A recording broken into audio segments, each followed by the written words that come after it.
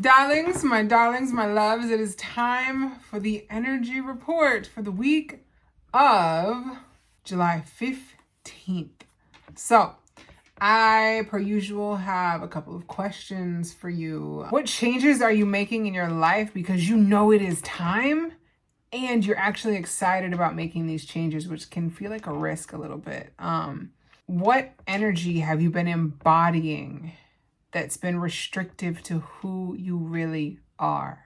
This could be, habits, self-care, or lack thereof, the ways you communicate, the ways you hide your quirks that make you unique because it was always been safer to kind of keep that shit to yourself versus let it out into the world. What can you do differently in your life that you've avoided in the past because it may appear weird or unconventional? And how can you be a safe space for others to communicate vulnerability? And what safe spaces do you have to communicate your vulnerabilities? How do you behave when things don't go according to plan?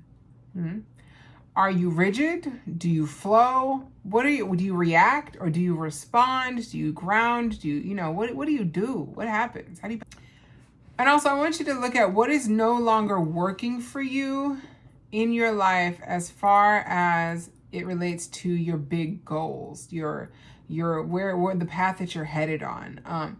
What commitments can you release that you are no longer in alignment with so that you can step into what truly is the wind beneath your wings? All right, y'all know what time it is now. We got 11 questions out the way. Let's see what these cards got. Cards got for my darlings the week of July 15th.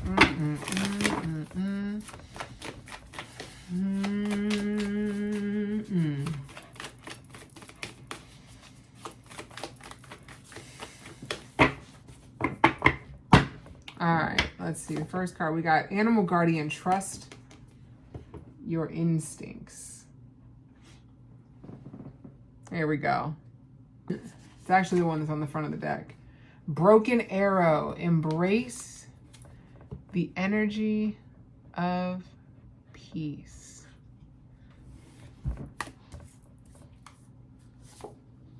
Stargazer, set your sights higher. Again, to go back to those questions of what can you release that is not working for you anymore, because your sights, where you're going, your trajectory has changed. And on the bottom, we've got Lady. Ooh, enjoy growth and reap rewards. Like, I gotta hide behind this thing. Look, I gotta hide behind the Lady. Enjoy growth and reap rewards. So, ooh, man, Guardians are always interesting cards in this deck.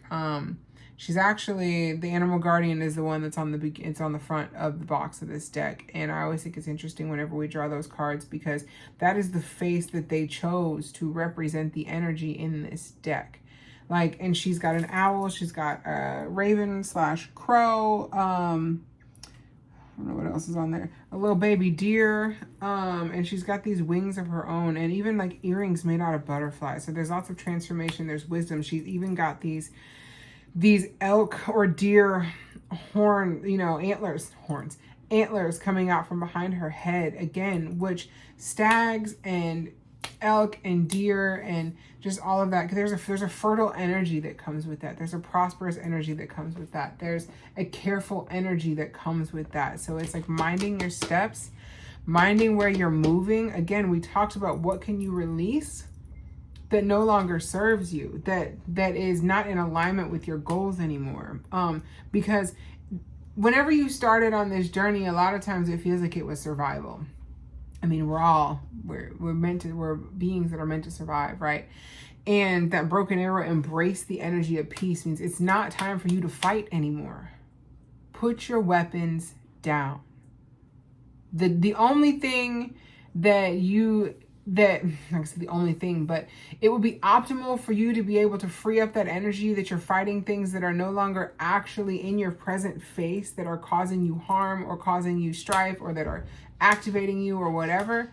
it would be in your best interest to be able to utilize that energy for creation, for looking at and reflecting on what is going on in your life, to utilize that energy for a shift in your own direction and momentum, because it just feels like, it feels heavy.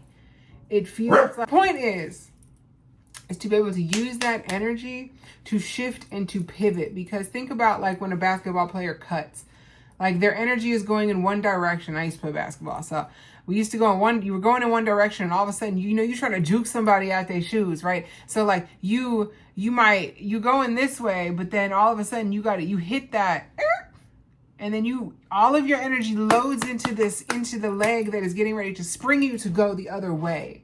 Because there is a slowing down and a stopping before you change that direction, right? And then you go. So being able to free up that energy is going to allow you to store it in a space so that it is like a spring. I mean, that's that stored kinetic energy. And then you can be explosive and intentional with the direction that you decide to move in now. Especially because we're talking about stargaze or set your sights higher. Because a lot of times what I've noticed, and it's not just you, it's not just y'all, it's me too. I have been through the cycle of like not understanding what all of my options are. So not even being able to free up my mind to imagine the possibilities that no one has ever done before. Like, a lot of times we go off of what we've seen and what we've been given, and we can ignore the dreams that come in. I got an earth moon, and we'll talk about that later, but a lot of earth signs can go through that of not being able to feel excited, not allowing themselves to dream or to do things that don't feel practical, because it's never been done or it doesn't make sense, right? So there's a lot of shit happening going on this week with Uranus and Mars, and which again, Mars is direction. Uranus is unconventionality. It is the disruptor, essentially. It is doing things in a way that has never been done before. So in order to be somewhere that you've never been, you have to do things differently than you've ever done them. Because there is that set your sights. I'm just keep looking at that stargazer, the way he's got this telescope. What else we got up on here? He's even got look, y'all. He got the signs of the planets on the telescope. So I've been talking, look, Mars is at the fucking front. The moon is at the other end. But Mars and Venus, the Earth, Saturn, the Sun, Pluto, Mercury, Jupiter, Uranus, Neptune, and then the moon. But the fact that Mars is at the front where he's putting his eye at, and I'm talking about where it is that you're trying to go. Where are you not even trying to go? Where are you wanting to go? Where are you being led? Where is spirit been calling you that you have been resisting and fighting? Mars is about fight. I listened to all kinds of different astrology podcasts and things, and Channy Nicholas talked about the swords that are associated with Mars and how you don't always want to come out with your swords drawn, right? Mars is the god of war. Like, your swords can cut, they can kill, or they can clear a path for you. You don't need to be using that energy to fight with every and anybody else, or fighting your quote unquote demons, or fighting the traumas of your past, or any of that. Like, yes, there's a reason and a fight, right place for your fight. And right now, I want you to use them swords to clear your own fucking way. When you make this pivot into this other direction that hasn't been explored by you before, you might need a machete to clear that out the way, because you are making a new path for yourself, and you are letting the energy that you have kept inside of you that has been hidden from the world for safety. It's time to let that out. It's time for you to reap the rewards and the growth that comes from you showing up as your authentic self in this world. One of the promises I have made to myself was to bring the me that is at home, alone, that is free as a bird, that is very dramatic in a thespian way. Like, everything is accentuated. I am expressive, and allowing that to be seen and to come out into the world, because it is fucking time. Like, it's time for you to also let your creativity fly, because I feel like a lot of y'all have been suppressing your creative nature because, oh, well, my teacher didn't like the way that I wrote, so, I'm just going to change it. I mean, that happened to me. Like, I stopped writing in a certain way because it wasn't getting me the grades that were acceptable.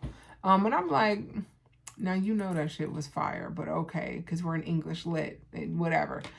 Following directions has sometimes not been my strong suit. But there is a time for you now to reap these rewards, to have that green dollar bills, y'all. And law, look, I just accidentally moved. Well, I'm gonna say accidentally. Spirit had me move this out the way. I was talking about that stag earlier, was I not? And underneath on the bottom now we've got stag. Trust and thrive. Like, trust and thrive. How can you thrive if you are not trusting that the universe, God, Spirit, Olodumare, I don't care what you call the higher power, the creator. How can you thrive if you are not trusting that they're guiding you in the right direction? Or is it because you don't trust yourself? Again, I have been there for a very long time of not knowing which way to go because I inherently didn't trust me, because some of the decisions I made had consequences. Now we learn that the way that my chart works is that first 30 years of life is going through a trial and error period, but I didn't know that then. I know it now. I can forgive myself now. You can forgive yourself now. There's no sense in holding on to the shame and the guilt anymore, especially if you didn't even know what you was doing. Nobody knows what they're doing until they've tried some shit to see if it works out or not. So life is an experiment, y'all. It is an experiment, and you are the scientist. Okay? Take note of what has worked. Take note of what hasn't worked, because whenever you do that, you're going to have those notes to reflect on later, to look back and say, oh, you know what? And even if it's not physical notes, even if it's your body remembers, the body keeps score, right? The body understands and it knows, and you will feel that familiar feeling. Should you allow yourself to feel that familiar feeling? Like, allowing yourself to feel and be reminded of, oh, wait a minute. This is familiar, been here, interesting, but also not running with those emotions and letting them dictate your every action. That's the difference. People can demonize being emotional. They talk about emotions as if they are a hindrance, as if they are a crutch, or not a crutch, but as if they are damaging and, oh, you're emotional, so you make all your decisions in your emotions. No. I am emotional because of how I am designed and brought into this world. I'm a Scorpio, but I have a lot of passion. I have a lot of emotions that flow through me. I am a water sign. Water rules the emotions. However, it is learning how to move through the ebbs and flows of those emotions, of feeling them in your body, of understanding what they are trying to tell you without letting them drive the bus, okay? And I'm not talking about letting your mind drive the bus either. This is where your body comes into play. And getting to trust you, trusting the guidance that comes from within you, because you are made of the same shit of the stars, the same shit that God, Creator, Spirit, Universe, Source is made of. You are made in their image. So you have that power within you. You have that trust within you. You are divinely protected and guarded and led as long as you believe that you are. What are you being led by? So, my darlings, this is going to be an interesting week. I think it's going to be great. We have the full moon at the end of the week. Full moon in Capricorn. The second one is the blue moon. And the full moons illuminate shit. Again, that last question that I asked in the beginning is about the full moon, of what's not working for you that is not leading, what are you doing in your life that is not leading you towards the goals that you have now set? And also, are those goals even in alignment with where you're headed anymore? You get to change your mind. All right? You get to change your mind. You are an evolving, growing being. You're not who you were 6 years ago, 6 months ago. I'd say 6 minutes ago, but that might be a little drastic. I don't know. Some of y'all, maybe. You might have had something click in the last 6 minutes, and we're at 16-ish on my counter. But something may have clicked for you in the last 6 minutes that has now shifted your view of yourself and how you move in this world. Man, like a weight is lifted off of your chest, and you're moving into this green. You're moving into the support of the universe. Let spirit support you.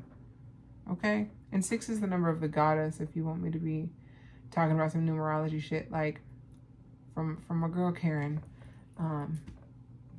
6 is that number of abundance. It is beauty. It is Venusian in nature. Honestly, the lady is also indicative of the Empress in tarot, who is the energy of Venus. It is abundance. It is prosperity. It is that.